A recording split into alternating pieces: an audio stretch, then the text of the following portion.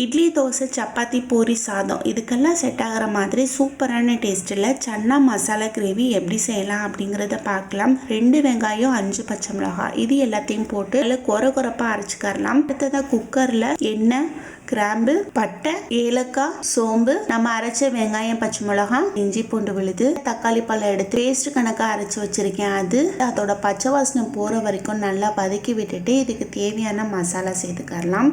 மஞ்சள் தூள், மிளகாய்த்தூள், சீரகத்தூள், மிளகுத்தூள், சோம்புத்தூள், குழம்பு மல்லித்தூள், நம்ம ஊற வச்சிருக்கிற கொண்டக்கடலை எடுத்து இதில் போட்டு கிரேவிக்கு தேவையான அளவு தண்ணி ஊற்றி ஒரு சின்ன லெமன் சைஸ் அளவு புளி எடுத்து வச்சுருக்கேன். அதையும் கரைச்சி இதில் ஊற்றி எல்லாத்தையும் சேர்த்து நல்லா மிக்ஸ் பண்ணி விட்டுட்டு மூடி வச்சுட்டு 2 விசில் விட்டுட்டு ஓப்பன் பண்ணி பார்த்தீங்கன்னா சூப்பரான டேஸ்ட்டில் சன்னா கிரேவி ரெடி.